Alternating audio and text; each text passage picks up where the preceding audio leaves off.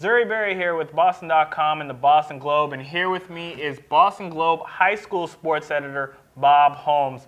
We've come to the end of the year, and it's our opportunity to recognize the stellar athletes of the gridiron as Boston Globe All-Scholastics. Bob, another year, 53 more athletes.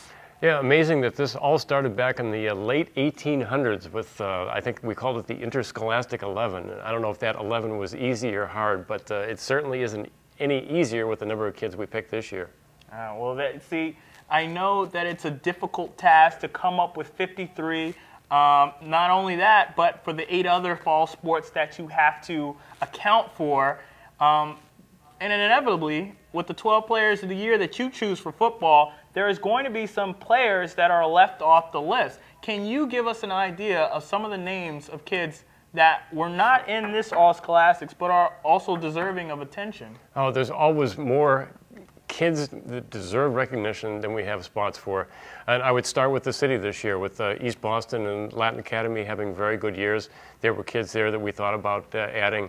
But you just kind of weigh everything, you weigh the entire state, and it just didn't work out for them. But there's always next year. Okay.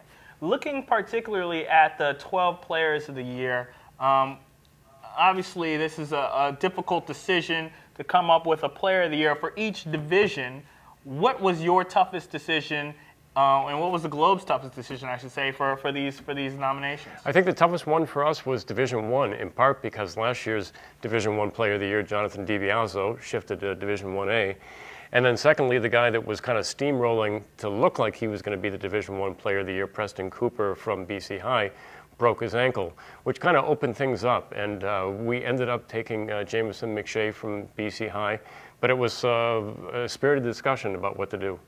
Okay, now speaking of Jamison McShay, he is a tight end and a defensive lineman. So what does the evaluation process look like to get a guy that is a non-skilled player into being an All-Scholastic for the Globe?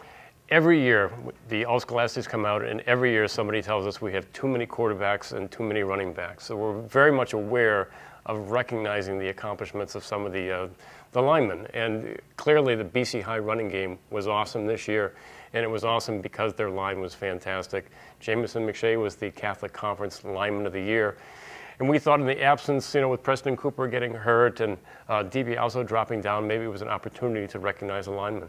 And this McShay kid, right? He's going to Temple. He's recognized not just by his peers, but as well, he's going on to that next level to play. Yeah, just because you haven't rushed for 1,000 yards and 20 TDs doesn't mean you're not a great player. All right. Now, can you give me an idea of what players that are All-Scholastics maybe this year or weren't All-Scholastics that we're going to expect to see next year on this list? Well, one that's been there the past 2 years now is Vincent Burton from Blue Hills. You keep thinking he's a senior from his production.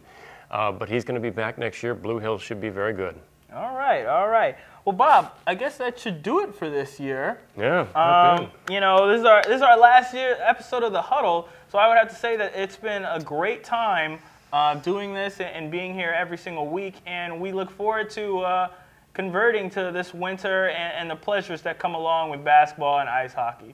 So for Bob Holmes, I'm Zuri. We'll catch you next time.